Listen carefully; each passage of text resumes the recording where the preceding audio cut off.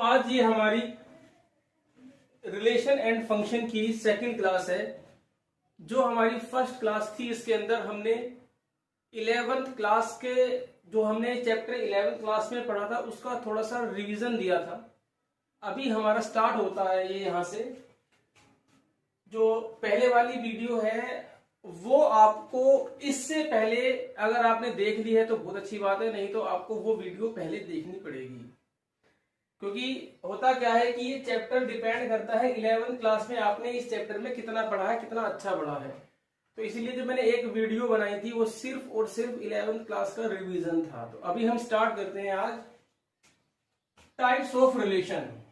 Types of relation में number 1 है हमारे पास एम्प्टी रिलेशन। अच्छा, कल हमने ये पढ़ा था कि all the relations are subset of A cross B.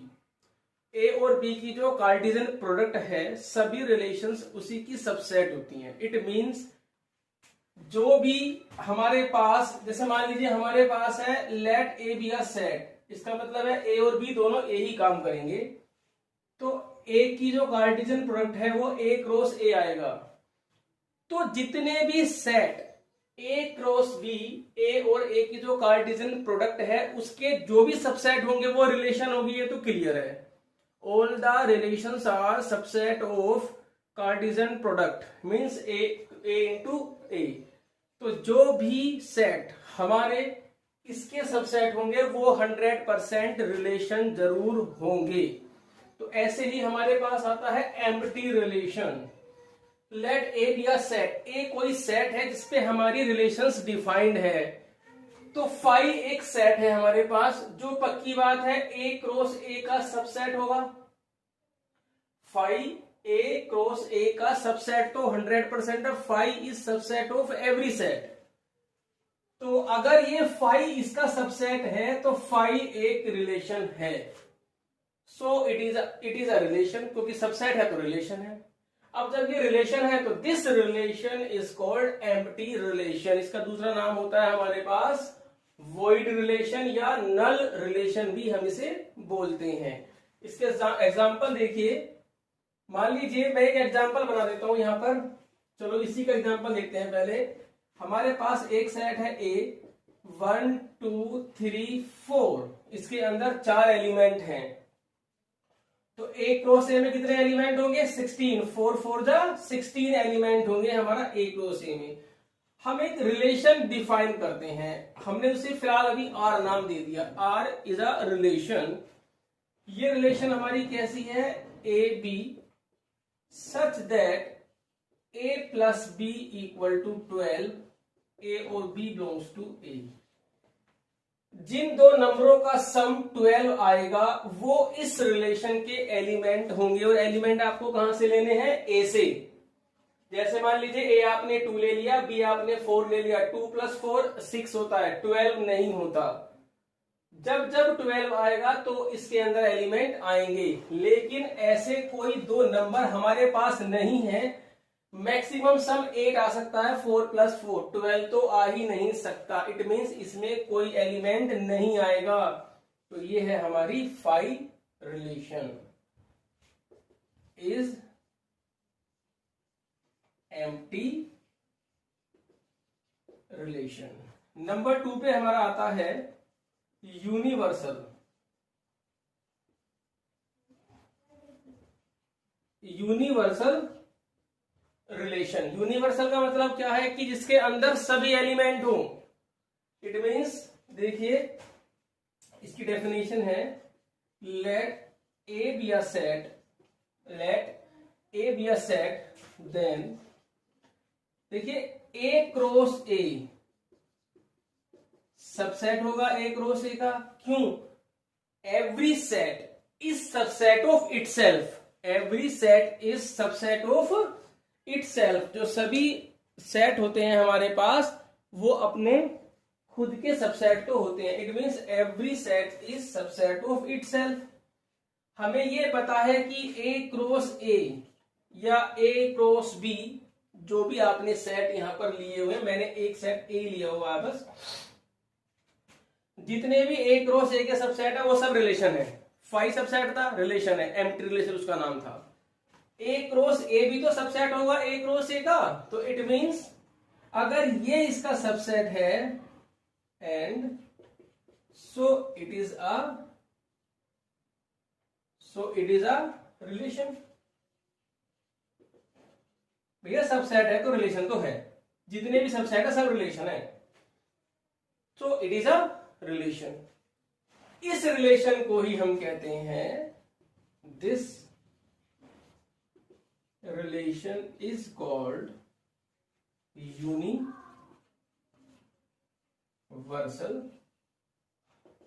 Relation. अब इसका एग्जांपल देखते हैं। मान लीजिए हमारे पास सेट है ए,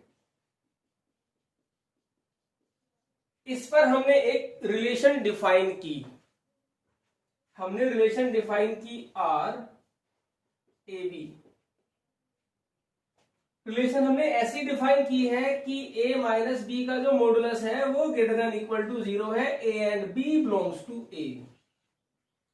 जिन एलिमेंट का डिफरेंस का mod means a minus B का मॉडुलस अगर ग्रेटर देन इक्वल टू 0 है तो वो इस रिलेशन का एलिमेंट है।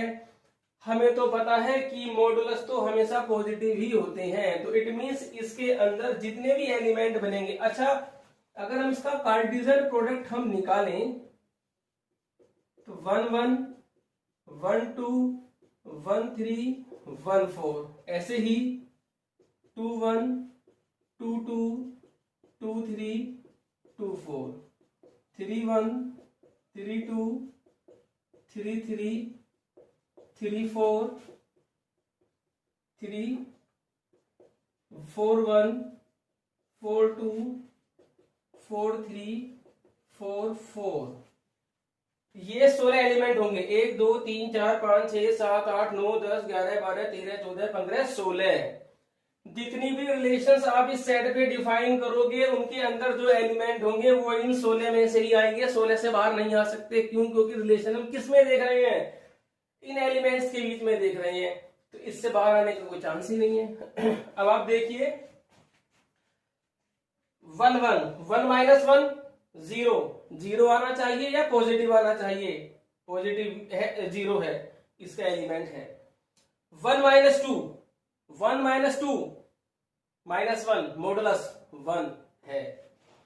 कोई सा भी एलिमेंट उठा लीजिए, 4 माइनस 1 4 माइनस 1 3 3 का mod 3 greater than equal to 0 है, इसका एलिमेंट है। इट मींस ये सभी एलिमेंट इस रिलेशन के अंदर आ जाएंगे।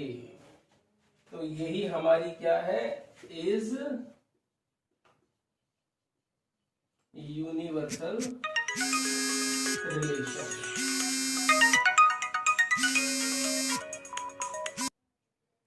तो ये क्या है हमारी यूनिवर्सल रिलेशन। ऐसी और भी बन सकती हैं, फिलहाल मैंने आपको एक एग्जांपल बताया है, एम्प्टी जिसके अंदर कोई एलिमेंट नहीं होंगे। यूनिवर्सल रिलेशन वो रिलेशन जो A cross A means Cartesian product के इक्वल होगी, वो क्या होगी हमारी यूनिवर्सल रिलेशन। नंबर 3 पे हम लेते हैं, नंबर 3 पे है हमारी आइडेंटिटी रिलेशन। लेकिन पहले आप यहां पर वीडियो को पॉज करके ये सारा पहले नोट करिए, वीडियो को पॉज करके नोट करते चले जाना, कॉपी पेंसिल लेकर बैठिए, फटाफट नोट करिए। नेक्स्ट डेफिनेशन हम लेके चलते हैं।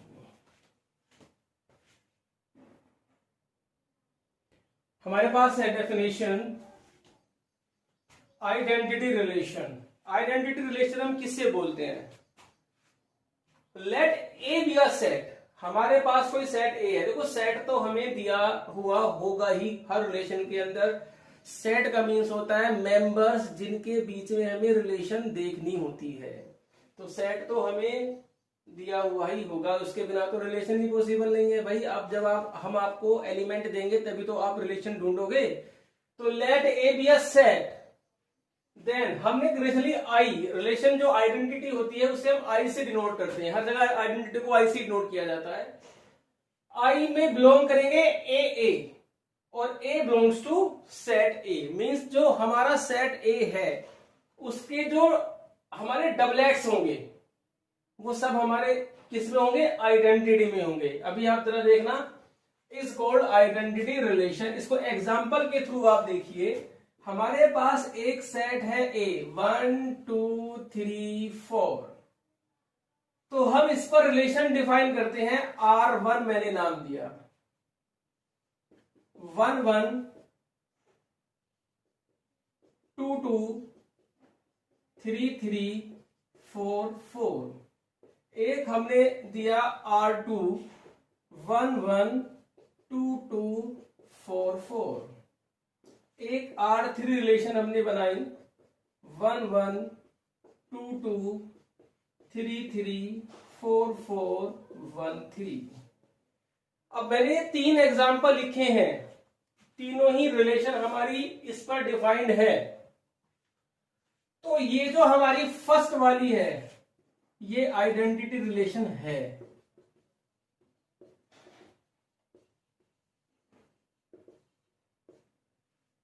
ये वाली relation is not identity relation. ये आइडेंटिटी रिलेशन क्यों नहीं है? क्योंकि इसके अंदर 3,3 बिलोंग नहीं कर रहा। 1 1 है, देखिए जितने भी एलिमेंट्स हैं सबके डबलेट होने चाहिए और सिर्फ डबलेट ही होने चाहिए। यहां पे क्या लिखा ए ए, अगर यहां पे होता ए बी तो अलग बात होती। यहां पर क्या ए ए, दोनों नंबर सेम होंगे। ये भी हमारी आइडेंटिटी रिलेशन नहीं है।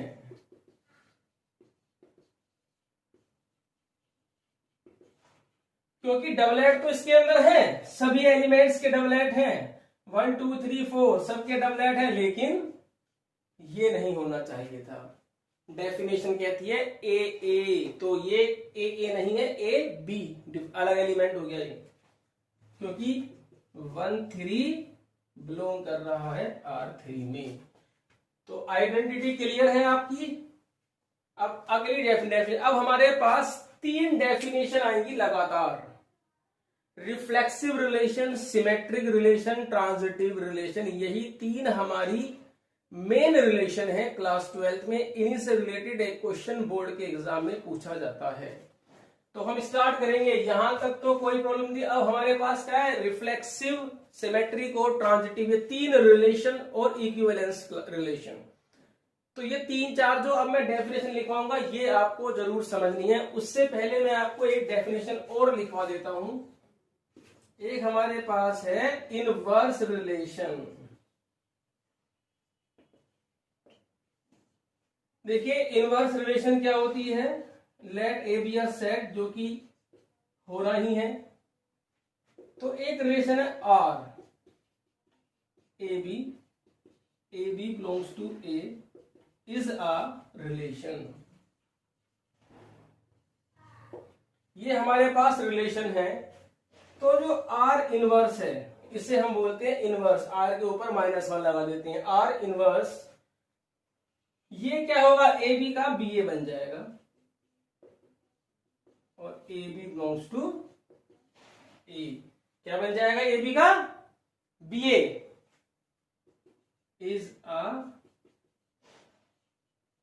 Inverse relation of are.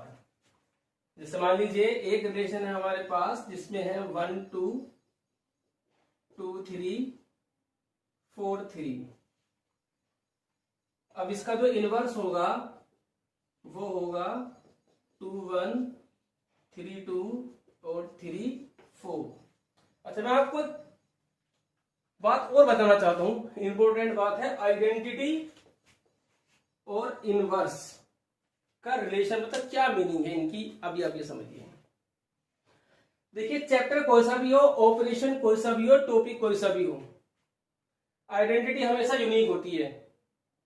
Identity हमेशा यूनिक होती है किसी भी रिलेशन में। अब जैसे हमारे पास सेट ये है, तो इस सेट में टोटल एलिमेंट, अब आप देखिए इसमें टोटल कितनी रिलेशन बनेगी हमारी ए में, ये बनेगी 2 दी पावर 16 रिलेशन बनेगी। 2 दी पावर बनेगी हमारे पास हाँ 16 रिलेशन बनेगी हमारे पास, क्योंकि इसके अंदर कितने एलिमेंट होंगे, ए क्रॉस ए में 16 एलिमेंट होंगे और ए क्रॉस ए का सबसेट टू दी पावर 16, तो टू दी पावर 16 रिलेशन बनेगी।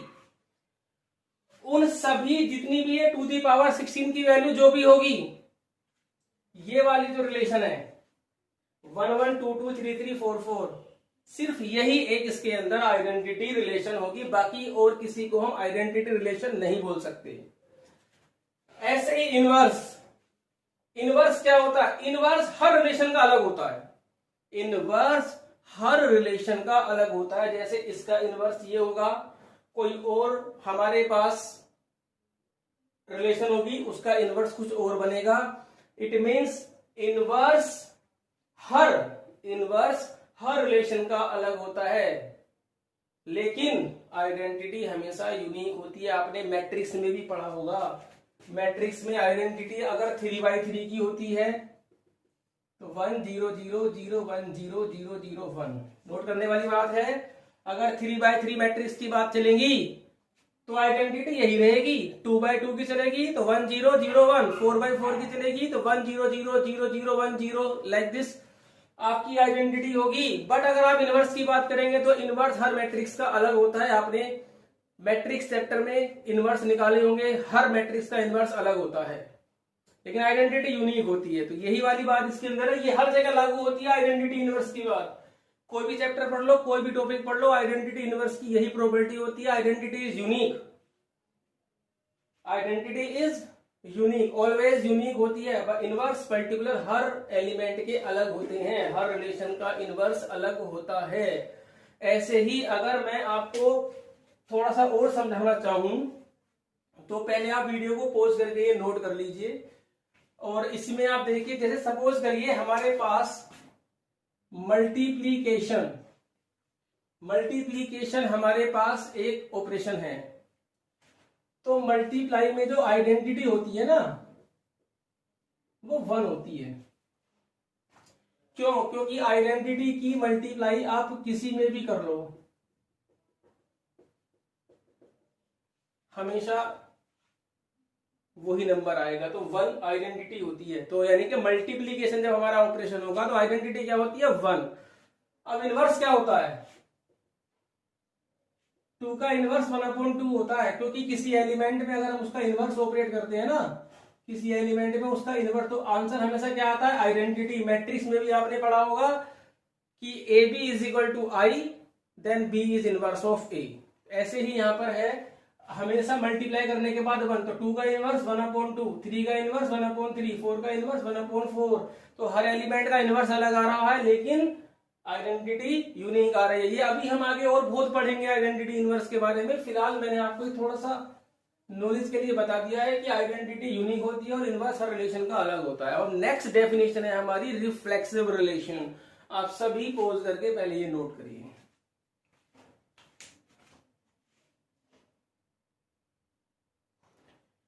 अभी हमारी जो डेफिनेशन है रिफ्लेक्सिव रिलेशन, ये समझने वाली बात है। मैं 3 रिलेशन पढ़ाऊंगा आपको, रिफ्लेक्सिव, सिमेट्रिक, ट्रांजिटिव, तीनों को ध्यान से देखना है, क्लियर हो जाएगा। एग्जांपल्स भी मैं दूंगा इसके अंदर, और फिर जो हमारे क्वेश्चन चलेंगे वो सारे क्वेश्चन रिफ्लेक्सिव, सिमेट्रिक और ट्रांजिटिव में, ये क्लियर बहुत अच्छे से हो जाएगा और क्वेश्चन भी आपके फटाफट होंगे। बस आपको ध्यान देने वाली बात है, reflexive relation, let A B a set, ये तो भैया होगा ही होगा, बिना सेट के तो कोई रिलेशन पॉसिबल ही नहीं है। आइए, तो are is a relation,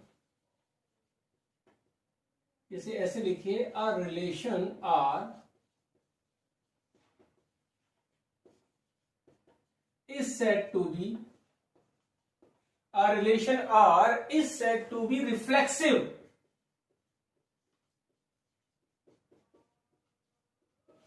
if, ये ध्यान रखना, if A belongs to R, for every A belongs to ए।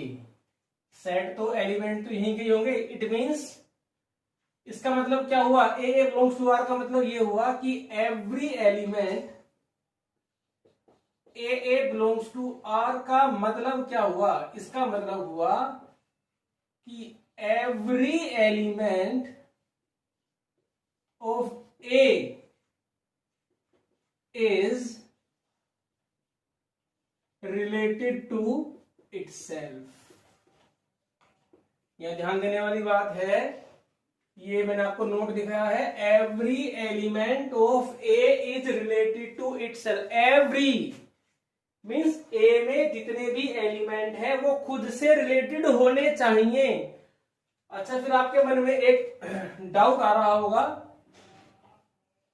कि इससे पहले हमने एक रिलेशन पढ़ी थी आइडेंटिटी, तो आइडेंटिटी रिलेशन में भी तो ए बिलोंग कर रहा था, आइडेंटिटी रिलेशन में भी तो यही बात चल रही थी, तो फिर यहां और इसमें डिफरेंस क्या हुआ? तो ये भी तो आइडेंटिटी हुई नहीं।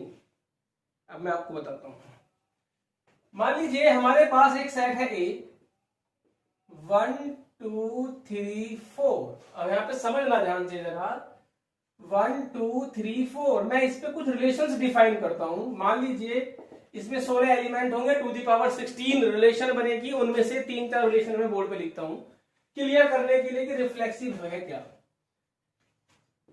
1 1 2 2 3 3 4 4 R2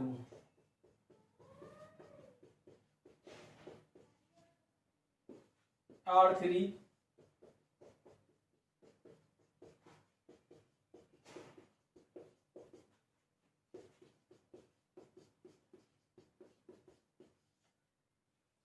ये मैंने 3 एग्जांपल लिखे हैं। हमें देखना है रिफ्लेक्सिव कौन सी है। रिफ्लेक्सिव की बात चल रही है। रिफ्लेक्सिव में क्या है कि रिलेशन में डबलेट्स होने चाहिए, doublet for every element of A, every element of A set के सभी एलिमेंट्स के डबलेट आर में होने चाहिए, तो वो हमारी क्या होती है? रिफ्लेक्सिव। अब आप देखिए 1 1, यहां 1 है, 1 का डबलेट, 1 1, 2 का डबलेट, 2 2, 3 3, 4 4, ये 1 1 2 2 3 3 4 4 सभी रिलेशन में होनी चाहिए अगर वो रिफ्लेक्सिव है। तो देखते हैं, 1 1 है, 2 2 है, 3 3 है, 4 4 है, इज रिफ्लेक्सिव। रिफ्लेक्सिव है। 1 1 है, 2 2 है, 3 3 है, 4 4 नहीं है, इज नॉट रिफ्लेक्सिव। क्यों? क्योंकि 4 4 बिलोंग नहीं कर रहा। 1 1 है, 2 2 है, 3 3 भी है, 4 4 भी है, 2 3 और 4 5 भी है। हमें मतलब नहीं है और क्या लिख रहा है, हमें नहीं मतलब और क्या लिख रहा है, इज रिफ्लेक्सिव। ये रिफ्लेक्सिव है क्योंकि हमें तो रिलेशन के अंदर इनके डबलेट चाहिए, बाकी से हमें कोई मतलब नहीं, कुछ भी लिख दो, इसके कोई से भी एलिमेंट यहां लिख दो, एक रो से के, हमें तो सिर्फ 1 1 2 2 3 3 4 4 चाहिए। अगर है तो रिफ्लेक्सिव है, उसके बाद में कुछ हो या ना हो हमें मतलब नहीं है। यहां पर आप देखिए भैया 1 1 2 2 3 3 4 4 है, बाकी कुछ भी हो रिफ्लेक्सिव है, रिफ्लेक्सिव है। अब आइडेंटिटी में आते हैं। ये आइडेंटिटी है, ये आइडेंटिटी रिलेशन है क्योंकि 1 1 भी है, 2 2 भी है, 3 3 भी है, 4 4 भी है। इससे पहले मैंने आपको बताई थी आइडेंटिटी। अब ये आइडेंटिटी नहीं है, नॉट आइडेंटिटी। क्यों? क्योंकि इसके अंदर 4 4 नहीं है। ये भी आइडेंटिटी नहीं है, इज नॉट आइडेंटिटी। क्योंकि आइडेंटिटी क्या कहती है? सिर्फ डबल होने चाहिए, बाकी कोई और एलिमेंट ना हो। तो इनका 1 1 है, 2 2 है, 3 3 है, 4 4 है, 1 2 2 3 4 5 कुछ नहीं चलेगा, सिर्फ डबलेट ही चाहिए। तो आइडेंटिटी का जो मतलब है सिर्फ डबलेट ही होने चाहिए सभी एलिमेंट्स से। लेकिन रिफ्लेक्सिव का मतलब क्या है कि सभी एलिमेंट्स के डबलेट तो होने ही चाहिए, बाकी कुछ और है या नहीं है हमें उससे कोई मतलब नहीं है तो ठीक है, नहीं तो भी कोई दिक्कत नहीं है। ये भी रिफ्लेक्सिव है, ये भी रिफ्लेक्सिव है। तो ये आपका क्लियर है रिफ्लेक्सिव रिलेशन क्या होता है। अभी इनके क्वेश्चंस भी चलेंगे हमारे। अच्छा, एक और मैं एग्जांपल आपको देना चाहता हूँ रिफ्लेक्सिव के बारे में। मान लीजिए एक हमारे पास रिलेशन है पैरेलल की, एक रिलेशन है हमारे पास पैरेलल, एक लाइन दूसरे के पैरेलल होती है। तो हमें ये देखना है जो पैरेलल की जो रिलेशन है हमारे पास, ये रिफ्लेक्सिव है या नहीं है।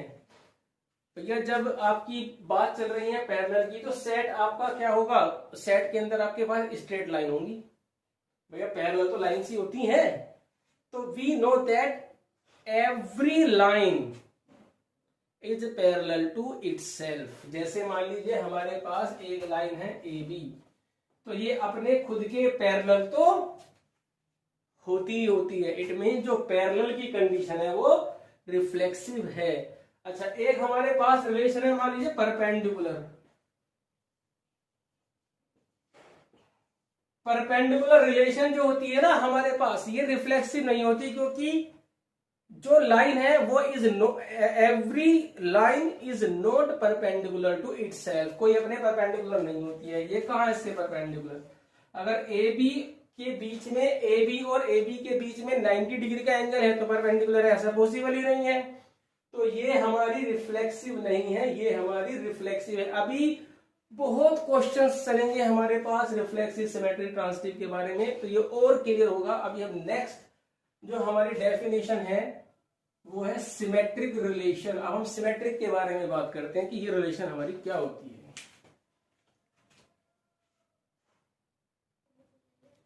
नेक्स्ट डेफिनेशन हमारे पास सिमेट्रिक रिलेशन। ये हमारे पास है सिमेट्रिक रिलेशन। ये क्या होती है सिमेट्रिक रिलेशन। देखिए, let A be a set, a relation R is said to be symmetric relation if, ये देखिए AB belongs to R, it means relation R में एक एलिमेंट AB है, implies that BA belongs to R. It means अगर relation के अंदर कोई element है तो उसका रिवर्स, उसका उल्टा भी उसके अंदर होना चाहिए। सिमेट्रिक रिलेशन को हम ये मान सकते हैं, जैसे हमारे पास ये मिरर है, तो एक एलिमेंट ए है, ये मिरर हो गया, ये हमारे पास बी हो गया, तो ए की इमेज बी तो बी की इमेज ए होनी चाहिए। ये मतलब है सिमेट्री का, इसे बोलते हैं सिमेट्रिविटी। अब आप देखिए यहां पर कि अगर ए बी में है तो बी भी ए में होना चाहिए उसी रिलेशन के अंदर। अगर मान लीजिए रिलेशन में ए बी है तो बी ए भी होना चाहिए। अगर बी ए नहीं है तो वो सिमेट्रिक नहीं है। ये इंप्लाइज का मतलब ये होता है कि जो इंप्लाइज से पहले एलिमेंट है ए बी, वो आपको गिवन है, वो हमें गिवन है हमारे रिलेशन में, ये तो है ही है। हमें ये देखना है क्या बी ए भी उसमें है। अगर बी ए भी उस रिलेशन में है तो हम बोलेंगे कि वो सिमेट्रिक है। कुछ एग्जांपल लिखिए मैंने। एक सेट है हमारे पास ए, जिसके अंदर एलिमेंट है 1 2 3। इसके अंदर जो टोटल रिलेशन बनेगी वो टू दी पावर कितनी बनेगी, टू दी पावर हमारे पास बनेगी ये 6, टू दी पावर 6 रिलेशन हमारे पास ये बनेगी। अब आप देखिए, sorry to the power 9, to the power 9 means 512 relation बनेगी, 512। तो 512 रिलेशंस के अंदर से हमने ये 4 उठाई हैं। फिलहाल हमें ये नहीं देखना कितनी बनेगी, हमारे पास जो गिवन है हमें उससे मतलब है। R1 जी, हर एलिमेंट का रिवर्स ऑर्डर, हर एलिमेंट का रिवर्स ऑर्डर रिलेशन में होना चाहिए। देखते हैं 1 1, तो 1 1 का उल्टा क्या आएगा, 1 1 है। 2 2 का उल्टा क्या आएगा, 2 2 ही होता है, तो ये भी है। 3 3 का रिवर्स ऑर्डर क्या आएगा, 3 3 है। अब आइए इसके अंदर, इन्हें तो देखने की जरूरत भी नहीं है। जो डबलेट्स है ना उनको देखने की जरूरत है, उनको उल्टे तो डबलेट्स का उल्टा तो डबलेट वही बनेगा सेम, तो इन्हें देखने की जरूरत नहीं है आपको। आगे के एलिमेंट नहीं, तो ये तो हमेशा होते ही इनके उल्टे। तो अब 1 2 है, तो 1 2 का उल्टा क्या है, 2 1 है। बाकी कोई और एलिमेंट है नहीं तो देखने की जरूरत नहीं है। जो एलिमेंट है उनके ऑर्डर देखना, बाकी उसके अंदर कौन है कौन नहीं हमें मतलब नहीं है, जो है उसे देखो बस। तो ये जो है हमारी, ये इज सिमेट्रिक, ये सिमेट्रिक है, ठीक है। अब R2 1 1 2 2, तो देखो इनके उल्टे यही होते हैं। 2 3 है, 2 3 का ऑर्डर रिवर्स ऑर्डर 3 2 देखिए है, हाँ है। उसके बाद 1 3 का रिवर्स ऑर्डर 3 1 नहीं है। अब आगे देखने की जरूरत नहीं है। अगर किसी भी सिंगल एक, अगर मान लो किसी रिलेशन में हमारे 20 एलिमेंट हैं और उनमें से किसी भी एक एलिमेंट का रिवर्स नहीं है तो वो सिमेट्रिक नहीं है। अब आप यहां देखिए वर्ड लिखा फॉर ऑल, इसका मतलब है कि यहां पर जरूरी नहीं सारे एलिमेंट्स के रिवर्स ऑर्डर जितने हैं उतनों को देखने हैं। सिमेट्रिक में तो सभी होने चाहिए, जैसे इसमें 1 2 3 है, सॉरी रिफ्लेक्सिव में, तो रिफ्लेक्सिव में 1 1 भी होना चाहिए, 2 2 भी होना चाहिए, 3 3 भी होना चाहिए। सिमेट्रिक के लिए नहीं सारे एलिमेंट होने जरूरी नहीं है, जो है उसका उल्टा देखना बस। जैसे हमारे पास ये जो है इज नॉट सिमेट्रिक नहीं है। क्यों नहीं है भैया? क्योंकि इसके अंदर 3 1 नहीं है। कभी पेपर में क्वेश्चन हमारा आ जाता है कि रिलेशन दे देते हैं, वो कहते हैं इसमें minimum number of elements add करिए, इस रिलेशन में minimum number of elements add करिए सो इट बिकम्स सिमेट्रिक, ये भी सिमेट्रिक बन जाए। तो सिमेट्रिक बनने के लिए 2 3 का उल्टा 3 2 है, 1 3 का उल्टा नहीं था तो 3 1 डाल दो उसके अंदर। तो अगर मैं 3 1 एलिमेंट इसमें ऐड कर दूं तो ये सिमेट्रिक बन जाएगी। फिलहाल अभी हमारे पास ये नहीं है।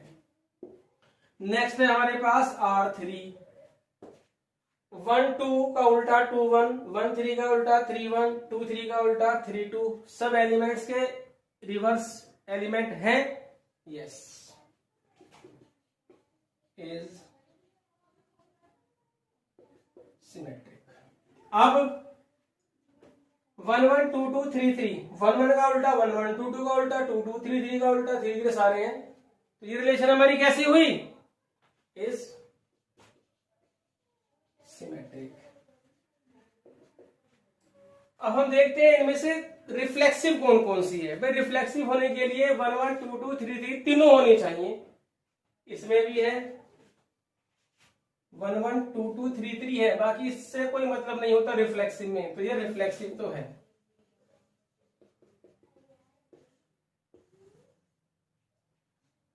1 1 2 2 2 है, 3 3 नहीं, ये रिफ्लेक्सिव नहीं है।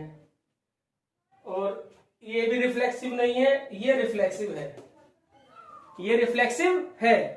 क्यों?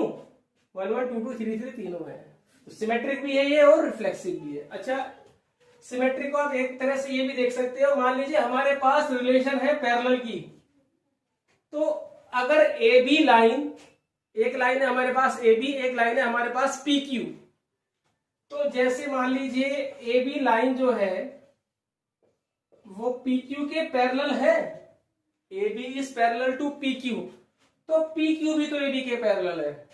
इट मींस ये इसके पैरेलल है तो ये भी इसके पैरेलल है। तो जो पैरेलल की जो हमारी कंडीशन होती है वो हमारी सिमेट्रिक होती है। ऐसे ही अगर हम देखें परपेंडिकुलर, तो देखिए परपेंडिकुलर, एक लाइन ए बी है, एक लाइन पी क्यू है, ए बी पी क्यू के परपेंडिकुलर है तो पी क्यू भी तो ए बी के परपेंडिकुलर है। A B is perpendicular to P Q, P Q is perpendicular to A B, दोनों आपस में रिलेशन को रिवर्स में भी सेटिस्फाई हो रही है। तो जो पैरेलल की कंडीशन है ये भी सिमेट्रिक है। मान लीजिए मैं एक रिलेशन बनाता हूं, जैसे सपोज करिए आर एक रिलेशन है, A less than B, A and B belongs to R. क्या ये relation A less than B symmetric है? सिमेट्रिक का मतलब क्या है कि ए बी भी होना चाहिए और बी ए भी होना चाहिए। अब आप देखिए, अगर मैं इसको सिमेट्रिक चेक करता हूं तो ए बी तो आर में है, हमेशा ये कंडीशन का मतलब ये होता है कि पहले वाला एलिमेंट हमें गिवन है, तो ए बी तो आर में है, तो it means A less than B हुआ। चेक किसे करना है? बी ए को। बी ए बिलोंग करेगा आर में जब बी लेस देन ए होगा, बट ऐसा तो पॉसिबल हो ही नहीं सकता। आप क्या कह रहे हो? सिंस ए लेस देन बी है तो बी लेस देन ए तो पॉसिबल ही नहीं है। जब आप कह रहे हो ए छोटा है बी से, तो बी छोटा कैसे हो जाएगा ए से? जब बी ए से छोटा है ही नहीं तो तो BA भी R में नहीं होगा, क्योंकि इस रिलेशन में जो भी एलिमेंट लाई करेगा उसका पहला एलिमेंट दूसरे वाले से छोटा होना चाहिए। ए बी है तो ए छोटा हो गया बी से, अगर बी ए है तो बी को छोटा होना पड़ेगा ए से। ऐसा कैसे हो जाएगा? 2 छोटा है 5 से, तो 5 को ही ना छोटा हो जाएगा 2 से। 5 तो ग्रेटर देन होगा। तो इट मींस ये जो रिलेशन है हमारी इज नॉट सिमेट्रिक। ऐसे बहुत सारे एग्जांपल्स हमारे सामने आएंगे। वीडियो को पॉज करके पहले ये नोट करिए। आज की हमारी लास्ट डेफिनेशन है, सेकंड लास्ट डेफिनेशन है हमारे पास ट्रांजिटिव, और उसके बाद हम पढ़ाएंगे इक्विवेलेंस रिलेशन। ये 2 चीज लास्ट वीडियो में। अब आप इसे नोट करिए वीडियो को पॉज करके। नेक्स्ट डेफिनेशन है हमारे पास ट्रांजिटिव रिलेशन। ये ट्रांजिटिव रिलेशन क्या होता है? ट्रांजिटिव, अब आप देखिए, let A be a set, set तो हो गई, a relation R is said to be transitive relation. एक रिलेशन आर है, हम उसको ट्रांजिटिव कब कहेंगे? जब ये कंडीशन फुलफिल होगी। कंडीशन क्या है जरा देखिए, इंप्लाइज से पहले वाला हमेशा हमें गिवन होता है, इंप्लाइज के बाद वाला हमें चेक करना होता है कि वो एलिमेंट उस रिलेशन में है या नहीं है। देखिए, अगर कोई एलिमेंट ए बी रिलेशन में है और एक एलिमेंट BC भी रिलेशन में है, एक एलिमेंट ए भी रिलेशन में है और एक एलिमेंट BC भी रिलेशन के अंदर है, तो AB belongs to R, BC belongs to R, तो implies that AC belongs to R। AC R में होना चाहिए। यहां ध्यान देने वाली बात है कि पहले सेट में जो B है ना, वो जो इसका इस ऑर्डर पेयर का जो सेकंड एलिमेंट है वो नेक्स्ट का फर्स्ट होना चाहिए। A तो B से रिलेटेड है और B C से रिलेटेड है, तो A C से रिलेटेड होना चाहिए। जैसे मान लीजिए 3 स्ट्रेट लाइन है मेरे पास, AB CD PQ, क्या AB CD के पैरेलल है? यस। CD PQ के पैरेलल है? यस। AB भी PQ के पैरेलल है। ये इसके पैरेलल, ये इसके पैरेलल, तो ये हमारी लाइन इसके पैरेलल है। इट मींस जो पैरेलल की जो रिलेशन होती है वो ट्रांजिटिव होती है। अब देखिए परपेंडिकुलर में एक लाइन है AB जो PQ के परपेंडिकुलर है,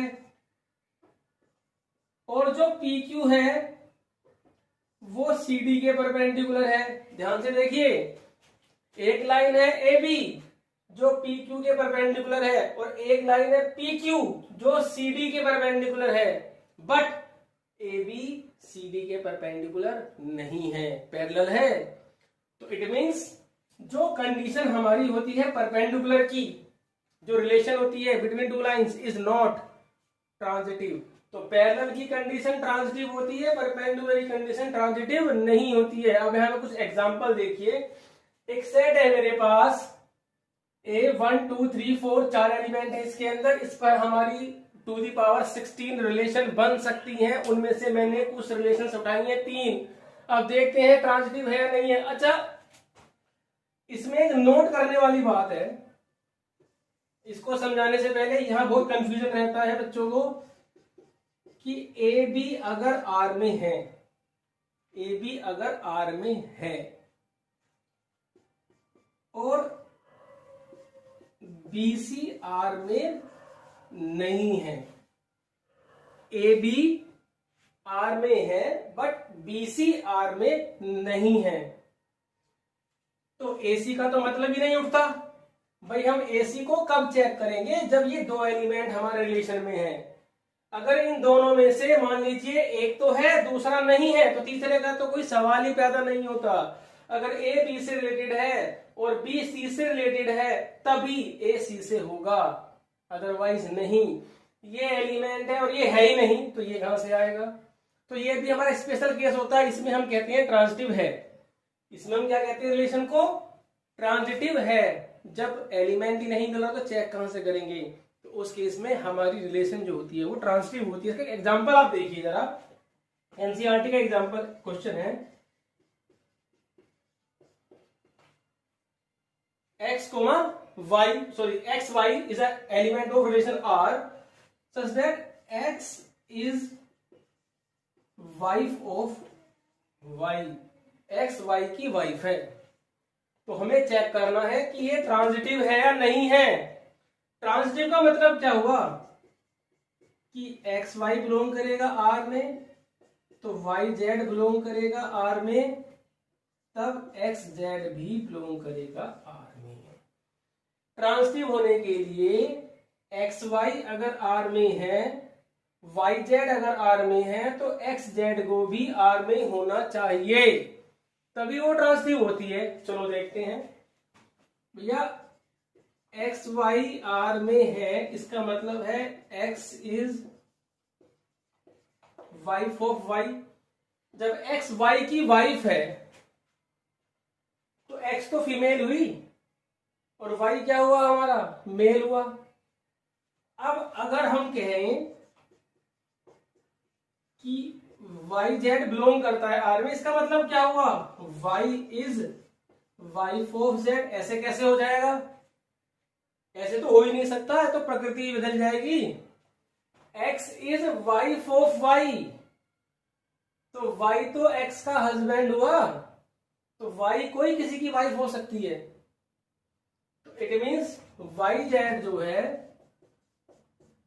ये तो आर में हो ही नहीं सकता, क्योंकि वाई तो मेल हुआ, जब ये हस्बैंड है तो ये वाइफ कैसे हो जाएगी किसी की। तो इट मीन्स एक्स वाई तो है, जब वाई जेड ही हमारा रिलेशन में नहीं है तो हम एक्स जेड कहां से देख लेंगे। जब वाई जेड ही हमें नहीं मिल रहा तो एक्स जेड हम कैसे देख पाएंगे। तो ऐसे केस में हमारी जो रिलेशन होती है वो ट्रांजिटिव है। तो ये जो रिलेशन है ना हमारी, ये ट्रांजिटिव है। आर इज ट्रांजिटिव, इस केस में हम ट्रांजिटिव मानते हैं। अब आइए, एक रिलेशन है हमारे पास R1 जिसके अंदर 1 1 2 2 ये एलिमेंट्स हैं। हमें चेक करना है कि ये रिलेशन हमारी ट्रांजिटिव है या नहीं है। चलो देखते हैं ट्रांजिटिव है या नहीं है। ट्रांजिटिव 1 1, इसको ऐसे चेक करते हैं 1 1। इसका जो दूसरा एलिमेंट है ए बी, ये बी हो गया। आगे वालों का पहला एलिमेंट देखना है, 1 किस में पहला है, 1 इसमें पहला है और 1 इसमें पहला एलिमेंट है। तो अब देखिए 1 1 से रिलेटेड है ए बी और ये बी सी, तो ए सी कौन हुआ, 1 2 है, 1 2 भाई ए बी बी सी, तो ए सी कौन आएगा, 1 2 है, 1 2 इसके अंदर।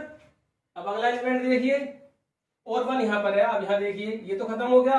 अब इसे देखते हैं, 1 1 है, 1 3 है, 1 1 है, 1 3 है, तो इसका पहले एलिमेंट ए और ये सी, तो 1 3 होना चाहिए, है 1 3। आगे चलते हैं 2 2। 2 2 का एलिमेंट कौन है हमारे पास, ये 2 और ये है 2 2 2 2 3, तो कौन होना चाहिए, 2 3 है। अब और आगे 2 ये रहा, 2 2 2 1, तो कौन होना चाहिए, 2 1 है। और जब डबल एलिमेंट होता है ना हमारा ये डबलेट्स, तो डबलेट्स में चेक करने की जरूरत नहीं होती है, डबलेट्स हमेशा ट्रांजिटिव दे देते हैं। फिलहाल 1 2, यहां ये 1 2 1 2 पीछे तो चेक हो चुका है। आगे देखिए 1 2 2 2 1 2 2 3, तो कौन होना चाहिए, 1 3 है। अब आगे देखिए 1 2 2 1 1 2 2 1, तो 1 1 होना चाहिए, है। बस अब आइए 2 3 2 3 3 2 2 3 से रिलेटेड है, 3 2 से तो कौन होना चाहिए, 2 2 है, 2 2। ये देखना है इसका बाद का और इसका पहले वाला होना अगर मिल रहा है तब उसका फर्स्ट और इसका लास्ट हम देख करके एलिमेंट देखते हैं या नहीं है। ऐसे ही 1 3 3 2, तो कौन होगा, 1 2 है, 1 2। तो ये हमारी रिलेशन ट्रांजिटिव है। हमें चेक करना है क्या ये ट्रांजिटिव है, इज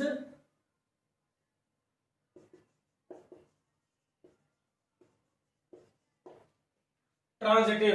तो ये रिलेशन हमारी ट्रांजिटिव हुई। अब यहाँ देखिए 1 1 2 2 3 3 4 4 रिफ्लेक्सिव तो बन गई है। अब आइए 1 2 2 1 तो 1 1 ये रहा, 1 2 2 3 तो 1 3, 1 2 2 3 लेकिन 1 3 नहीं है 1 3 नहीं है, ये ट्रांजिटिव नहीं है, आगे चेक करने की जरूरत नहीं है। दोबारा देख लीजिए 1 2 है 2 3 है तो 1 3 होना चाहिए, नहीं है इसमें 1 3, तो ट्रांजिटिव ये नहीं है, हमें चेक करने की जरूरत नहीं। लेकिन हाँ ये रिफ्लेक्सिव तो है क्योंकि 1 1 2 2 3 3 4 4 सारे हैं। अब देखते हैं क्या ये सिमेट्रिक है। 1 2 2 1 है, 2 3 3 2 नहीं है, तो ये सिमेट्रिक भी नहीं है, तो ये रिफ्लेक्सिव है, सिमेट्रिक और ट्रांजिटिव नहीं है। ऐसे ही देखिए 2 4 तो है बट 4 से रिलेटेड कोई एलिमेंट ही नहीं है, ऐसे 2 3 है बट 3 से रिलेटेड कोई एलिमेंट ही नहीं है तो इस वाले केस के हिसाब से ये ट्रांजिटिव है,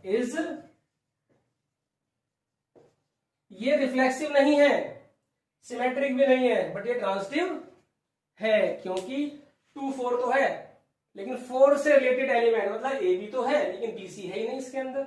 ऐसी 2 3 है तो 3 से रिलेटेड कोई एलिमेंट नहीं है, नहीं मिल रहा तो कैसे चेक करेंगे, तो ये पॉजिटिव है। लास्ट है हमारी इक्विवेलेंस रिलेशन। नेक्स्ट है हमारे पास equivalence relation. A relation R is said to be equivalence relation if and only if R is reflexive, R is symmetric, R is transitive. जब कोई रिलेशन रिफ्लेक्सिव, सिमेट्रिक, ट्रांजिटिव तीनों relation satisfy होती है जिसके अंदर वो रिफ्लेक्सिव भी है, ट्रांजिटिव भी है और सिमेट्रिक भी है, तो उसे हम क्या बोलेंगे, इक्विवेलेंस रिलेशन। तो जैसे हमें चेक करना है कि हमारी रिलेशन इक्विवेलेंस है या नहीं है, तो हम पहले चेक करेंगे रिफ्लेक्सिव। अगर रिफ्लेक्सिव है तो आगे बढ़ेंगे, अगर रिफ्लेक्सिव नहीं है तो क्वेश्चन वहीं खत्म हो जाएगा, नहीं है इक्विवेलेंस। रिफ्लेक्सिव हो गया तो सिमेट्रिक पे जाएंगे, सिमेट्रिक सेटिस्फाई हो गई तो ट्रांजिटिव चेक करेंगे, अगर सिमेट्रिक सेटिस्फाई नहीं होती तो ट्रांजिटिव चेक करने की जरूरत नहीं है, उसी जगह फेल हो जाएगा कि इक्विवेलेंस नहीं है। और फिर ट्रांजिटिव चेक करेंगे, अगर ट्रांजिटिव भी हो गई तो इक्विवेलेंस है, अगर नहीं है तो फिर इक्विवेलेंस नहीं है। इट मींस तीनों सेटिस्फाई होने चाहिए, जो भी नहीं हो रही वहीं क्वेश्चन खत्म हो जाएगा। तो आज की जो हमारी क्लास है वो इक्विवेलेंस रिलेशन पे खत्म होती है। अब जो हमारी नेक्स्ट क्लास है उसमें सिर्फ एक ही टॉपिक चलेगा, वो है इक्विवेलेंस क्लास। इंपॉर्टेंट चैप्टर है, एनसीईआरटी में क्वेश्चन कम है उसके, लेकिन टॉपिक इंपॉर्टेंट है। तो इक्विवेलेंस क्लास की हमारी नेक्स्ट क्लास होगी, उसके बाद फिर हम इससे रिलेटेड क्वेश्चंस करेंगे। तो आज की हमारी क्लास में इतना ही है। All the best. ये बात का ध्यान रखना, हर वीडियो को जब भी आप पढ़ेंगे पेन और कॉपी को रख करके वीडियो को पॉज करके नोट करते रहना वहीं के वहीं।